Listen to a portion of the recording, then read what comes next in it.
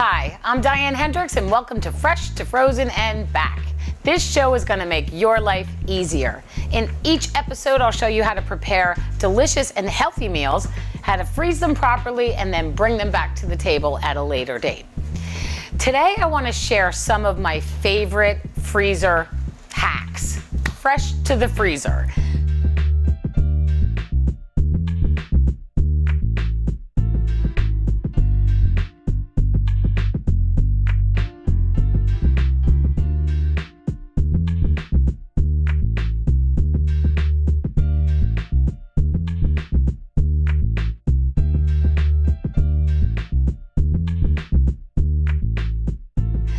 So let's get started, number one, with garlic. I mean, I use a lot of garlic in my cooking and I don't always want to have to constantly chop and mince it. I don't want to use what they have at the store in the jar. I'd like it fresh. So what I do is I do a whole bunch of garlic at one time and I freeze it. And here's all you do. First, I'm going to show you a cute little trick. Okay, so I'll take my garlic bulb and I'll push down on it to separate the cloves. Then this will go into my freezer bag, which I have a freezer bag in my freezer with all the ends of all my vegetables that when it's full to the top, then I stick some water in it in a pot and make my own stock. So the ends of your garlic, your onions, carrots, celery, everything, put it in a bag, then make yourself some stock. Okay, so now I have these cloves all separated. Now this is gonna get loud for a second, but that's okay, it's fun. So here's what I do. So I'll get two metal bowls, one that will fit on top of the other one. And then I'll take all these garlic cloves. Let me take a couple more. I got some here. Let's put them in there too. And I'm gonna show you how to peel it. So, put this on top. It's gonna get a little loud, but it's fun.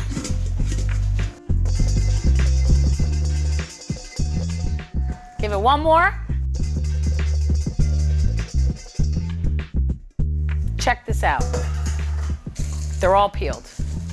They're all peeled. So that was so easy. And if there's one that's not, you just kind of peel it off, but it comes right off. So that's an easy way to peel your garlic. Then I'll just put all of these in a food processor. So we've got, I think they all came out. Let's see what we got. And if not, I'll show you. If they don't all peel, which I think we got a couple little stragglers, do we? I got one, two. Okay, we'll just set them off to the side. I only have two left. Okay, oh no, these are all peeled. I have one little guy that wasn't peeled. So if you don't want to do it that way, this is all you do. And it peels.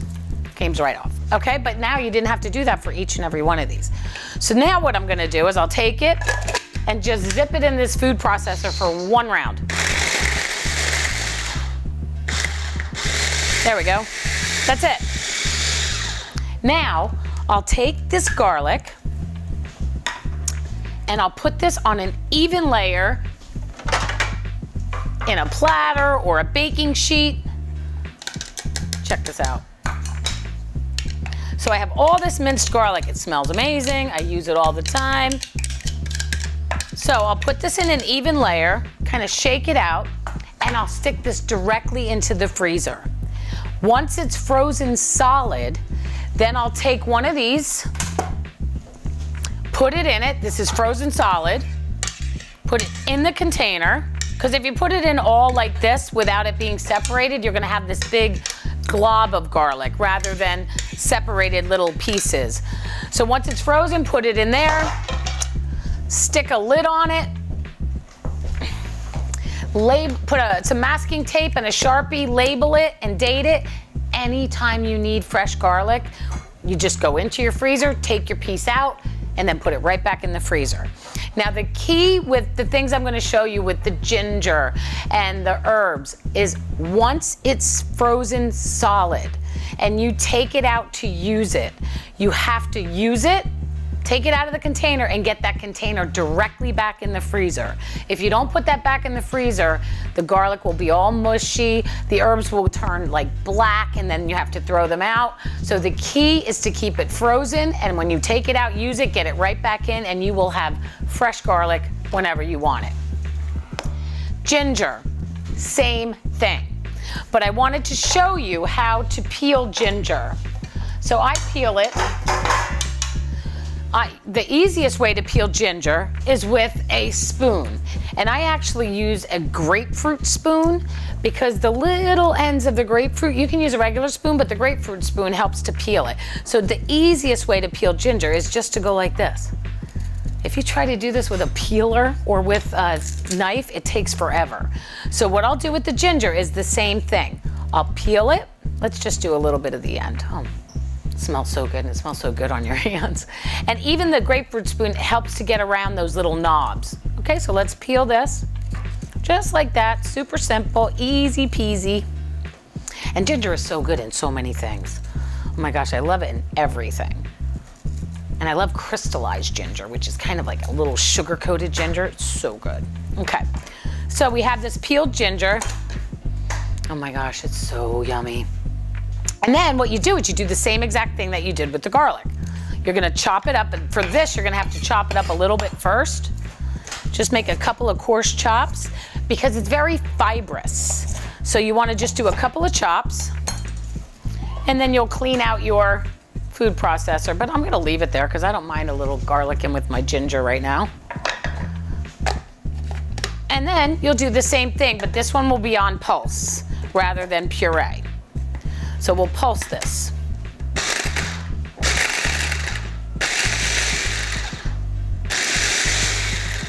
And that's it. And then you do the same exact thing with the ginger that you did with the garlic. You'll take it. I'm making a mess, which is good. If you don't make a mess in the kitchen, it's not fun. Okay, so you'll do the same thing with the ginger. Look at all that. And ginger can be really such a pain in the neck, and sometimes you'll forego even using ginger because it seems like it's intimidating and a pain. Same thing, separate it a little with your fork or your spoon. Freeze it solid into a container, same exact thing. So now we've got ginger and garlic covered. Okay. Next, herbs. I get asked all the time about freezing fresh herbs. And I've done it enough to know the way to do it that works the best for me. I always say it's what works the best for me. May not always be what everybody else does, but it works for me. So, fresh herbs. Okay, so the key with freezing fresh herbs is no moisture. That is the absolute key. But you can't go right from the supermarket or right from your outdoor garden to chop it up and freeze it because you have to wash it first. So what I do is I'll wash, like here's basil. I'll wash all of this either with a vegetable wash or under the sink with some salt or whatever. Get it all nice and washed, then pat it dry. Even if you have to wait, I'll use paper towels, I'll lay it out, and then right before I'm ready to chop it, I make sure that it is bone dry. So let's do basil first. So here's what I'll do with the basil. I'll take it off, and I'll keep these stems like I was talking about. This would be so nice in my stock. So I'll put this stem in the stock with the ends of the ginger. I have the ends, actually ginger too, the ends of the garlic. Okay. So we've got all these leaves. It doesn't have to be like a pretty chop because what I'm doing is I'm chopping the basil so that anytime I want basil, I have it. It's right in my freezer, right next to the garlic. So then I'll just chop this up, get it started. These are nice and dry. That's the key. So I'll chop it to the sizes that I want. And oh my gosh, it smells so good. And then we'll do the same thing. And all of my herbs are in these containers, which I love. You can buy anywhere. I'll put this right in there using my bench scraper. It's literally as simple as that. Put the lid on it, label it with, I put masking tape and a Sharpie, label it what it is and the date. And I'm telling you, it stays green and beautiful. Get it right in your freezer. My freezer has, right now I can picture, I have rosemary, dill, basil, thyme, parsley, you name it. I have all these fresh herbs. Plus I have fresh herbs growing right now in my garden that I will prepare for the winter as soon as I harvest them. So same thing with parsley, same thing with thyme. Okay. Hi, I'm Diane Hendricks, and today I want to share with you one of my favorite tools in the kitchen. It's my bench scraper. It's also a pastry cutter. I've sold out of this on my website and have been selling it for a few years. It is so indispensable. What I love about this one in particular is that it's longer. This is the typical size of one of these. It's longer, it's made of high quality steel, it's made in America, which is great, and I just love it. If you don't have one of these in your kitchen, you're really missing out. It is so versatile. It's great for baking, chopping, gathering all your ingredients together, keeping your work surface neat, and getting things from one place to the other, especially from the cutting board, the clippings, to the garbage can. It helps you work with your dough, and the possibilities are endless. So check it out, DianeHendricks.com. $19, mention Fresh to Frozen and Back, and you'll get 10% off. You've gotta get it. Good food done right. This trick I love. So you may not think of grinding up cheese, but I do, in my catering business, I do a lot of meat and cheese spreads. So I'll have like all of the, I just did an episode that is all about boards, like dessert boards and meat and cheese boards. I do a lot of that in my catering. So there's a lot of times I'll have like a chunk or some of the grana padano or the pecorino romano or the parmigiano reggiano left over. So instead of, I actually have to grind it, otherwise I'll just eat it all. So it's really a good way for me to get it into the freezer so I don't eat everything. So here's what I do.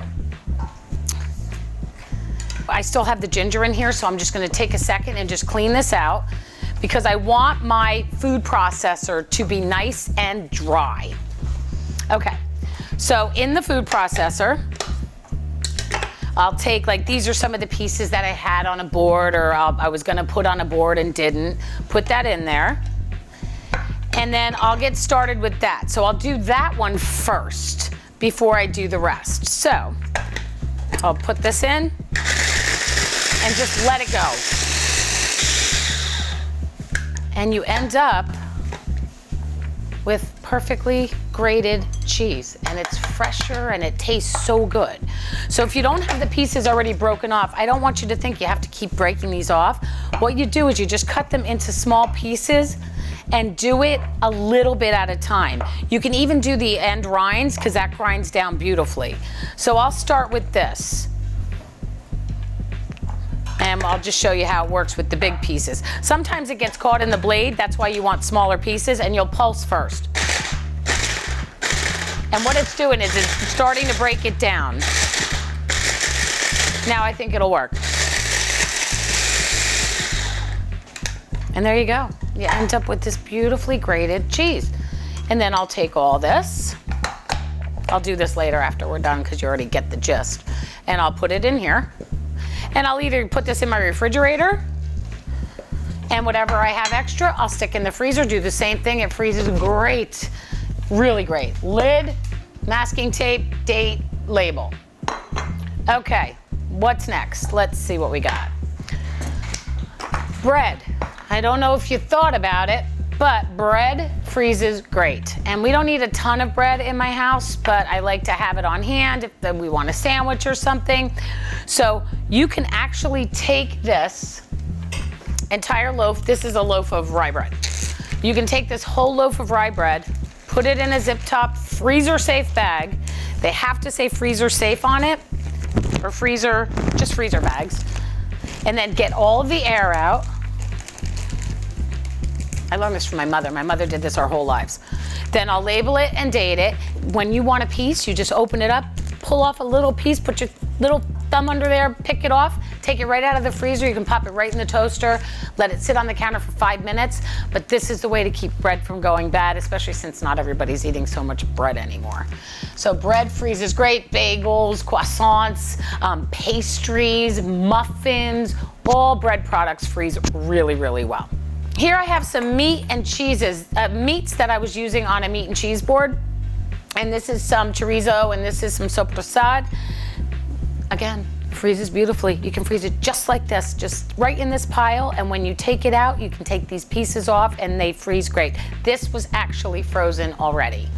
So that freezes great. Same thing with bacon. This is another tip from my mom. I never even really thought about it. She'll buy, which I do now. I love bacon. Even as a registered dietitian, I just love the flavor of it. And a little bit of bacon goes a very, very long way. So you can take a pound of bacon or however much bacon you have, cook it up, get it nice and crispy or however you like it, and then just put it again in a zip top bag, a freezer safe bag. After it's cooked, put it in a freezer safe bag, and then do the same thing. Label it and date it. And whenever you want a piece of bacon in the morning, if you want to throw something on a sandwich or something, you just take them out piece at a time. It is so easy and it tastes so good. What do we got? Oh, okay, citrus. We have citrus, lemons, limes, and oranges. All juices freeze great, and there's different ways that you can freeze them. This is just, I just have OJ on here. This is fresh squeezed orange juice that I had a whole bunch of oranges that were on their last legs, so I just squeezed them and froze the juice, but you can also freeze them. Sometimes I do them in little containers like this. So if I need a little bit, and there's even smaller containers, put the lids on, put these in a freezer safe bag, and if I need some fresh lemon juice, fresh lime juice, or orange juice, I just reach in, grab one, stick it on the counter, and defrost it. One thing that you may not think to do before you squeeze your lemons, limes, and oranges is to zest them first. So the zest of citrus fruits have this spectacular flavor of that fruit itself, and it just tastes so great. So what you do to zest is I use a microplane, and I just kind of go down, and then you'll see that you get close to the pith, the white part, but you don't want to get too far in there because that's where it becomes bitter. And I'll never forget the first time I did this. Oh my God, I even remember this now. I was like, nothing's happening because all of it's on the bottom. So you have to do that because it looks like nothing's happening. So just zest them first and then freeze the zest, because that's so nice when you're having fish or something. You just toss the zest into the fish, into a salad dressing. So you just get all that zest together, then just kind of get it all, and then you can use, I use these for that. This little tiny little cup that I'll fill with the zest, and each time I have another lime, I'll go into my freezer, grab this one that already had the zest in it, put more in it, and put it back into the freezer, and it's a really great way to do it. Now, if you want to get more juice out of your lemons or your limes, what I do is, some people say to microwave it. I've never done that. I just kind of push down on my countertop and just roll it. And what you're doing is you're breaking up the membranes, and you're getting that juice to kind of come out. Now I can even feel now and see now that this has so much, it's so much softer. So when I cut it, it's gonna juice even better. So you get more juice out of that. Okay, what do we got? Oh, ice cube trays. I use them for a lot of things. Specifically, one of my favorite ways to use the ice cube tray is for pesto, because a little bit of pesto goes a very long way. So I'll make my pesto in the food processor. I'll just make pesto, which is your favorite kind of nuts, cheese, garlic, a little bit of salt, some olive oil, and it's so good. And of course your fresh herbs. So I don't only use basil, I'll use parsley and a little thyme and even a little mint to just add some really delicious flavor. Then I'll put the pesto in an ice cube tray, freeze it solid, open it up, I'll have all these little pesto cubes, and then put it in the Ziploc bag. And anytime I want one, I'll pop a cube out, throw it in with pasta and with the sauce, whatever you want to do. Another tip for the ice cube trays is coffee. I love coffee. I'm such a coffee freak. So what I'll do is, if I have leftover coffee, is I'll put it in my ice cube trays. And think about it. If you like iced coffee, why would you put an ice cube that's water in your iced coffee? Put a coffee cube in your iced coffee and you end up with no dilution and this nice, rich flavor. So I freeze my coffee that I have left over and I use it for iced coffee, and there's no watery result. Same thing with wine. I know, have you heard of leftover wine?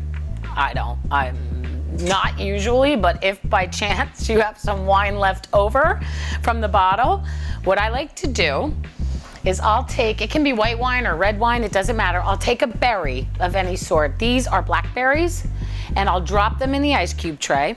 And it looks really pretty if it's white wine because you can see the berry through the wine. And then I'll pour the wine right in the ice cube tray with the berry. And then when it's frozen solid and you take it out, you have this beautiful berry inside wine that you can toss into seltzer, or you can toss it into wine that you're already having and give it like a sangria type of flavor. So that's actually good for any type of juice. Lemon juice, lime juice, orange juice, grapefruit juice, whatever. It's delicious in a mimosa. So if you freeze grapefruit juice and drop a couple of grapefruit ice cubes into some Prosecco or some Cava or some champagne, it really makes a nice flavor. In June of 2021, Wolfpack Worldwide will be proud to launch their newest wine to the portfolio called Roseblood from the famed Chateau d'Estoublon in Fontainebleau, France, in the Beaux de Provence appellation. Wolfpack Worldwide is a boutique wine importer owned and operated by Paul Favale and located in Monmouth County, New Jersey. They focus on family-owned and operated estates of the finest quality. Roseblood is a gorgeous, super high-quality rosé produced organically from 50% Grenache, 45% Cinsault, and 5% Tiborin. Roseblood has a spectacular, luminous, pale pink color, a dazzling rosé with a distinctive mineral freshness with notes of grapefruit and lychee and gorgeous floral aromatics. Roseblood is fun, Roseblood is fresh, Roseblood is fantastic. The estate was founded in 1489. Chateau d'Estoublon was built in the 17th century, and they have been making fine wine and olive oil there for centuries dating back to the Roman Empire. Check out Wolfpack's portfolio at wolfpackwine.com and follow them on Instagram at wolfpackwine_spirits. These are my cheesecake dream jars, my blueberry cheesecake dream jars. In one episode, it's called On Blueberry Hill, a Fresh to Frozen and Back. You will see this recipe. It's delicious, super simple, graham cracker and ginger snap crust with blueberry cream cheese. It's so delicious, fresh blueberries, and these were in the freezer. So glass jars freeze great. So it's easy to make a dessert, throw it in the freezer. Now, if I have somebody come over, I have strawberry in there, key lime, and blueberry. I'll just pull them out, and then I'll make some fresh whipped cream and just put it on top. So these freeze great. So if you want to make things in your glass jars, that works well. And, last but definitely not least, this is lemonade container, but this is Gazpacho Broth.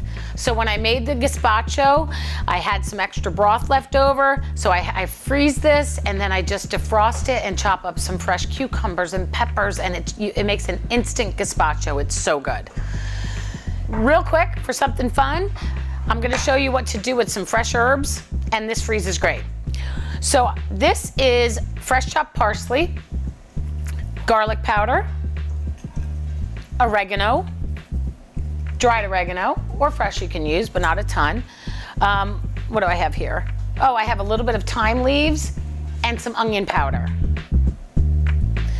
And I'm not gonna put salt in it because I'm using goat cheese, and that kind of, it can be too salty. Now, if you want, you can add some chopped nuts to this, the outside, some really like pistachios or pepita seeds. And what I'll do is I'll go like this. I'll just put this on my cutting board. Let me get these out of the way so make sure you can see. I'll put this on my cutting board. You know what I want to add? I'm going to add a pinch of black pepper. Now, I'll take my goat cheese, and I'm going to put my gloves on because I can't stand goat cheese in my hands. It just gets funky for me. So in my kitchen, I have a box of gloves that I use for anytime I use raw chicken, peanut butter, bacon. The bacon I don't like on my fingers either, so I always use it. So here I have some goat cheese. So what I'm gonna do is I'm gonna take it and I'm gonna make it into a ball. I love goat cheese, and everybody loves it. Now, if you don't want a big one, it's like a meatball. It's like my nana, like a meatball. If you don't want a big one, you can do little ones as well. So I try to make it into a nice little round ball. And you can see that it's nice and round. And then I'll just go like this. It's kind of fun too. And look at that. Then I'll take this and put this in saran wrap. Tightly wrapped in saran. Look how beautiful that is. Wrap that tightly in saran wrap. And you can freeze it. And then it just makes such a nice little serving for people when you have like a guest over and you want to serve some cheese. It just looks so pretty. So that's something else. And then you just wrap this in saran wrap and stick it in the freezer. And when it comes out, just roll it again like a ball. When it's really defrosted, keep squeezing it together. If it starts to break apart a little bit, just give it a little bit more. And if you have to, just throw some more herbs on your countertop and do that. Now I'll take this, because I have this mixture of herbs here now. Of course, I'm not gonna waste it. So what I'm gonna do is I'm gonna take one of these containers, plop it in here, put a lid on it, and I'll just say mixed herbs with garlic and onion, whatever I wanna write on the top, stick it in the freezer. I have so many more hacks for you. You're gonna have to tune in because I'm gonna have to do part 2 on this. Thanks for watching. Please share this episode with those that you love. Follow me on social media, at Diane Hendricks, YouTube, Instagram, Facebook, all of that.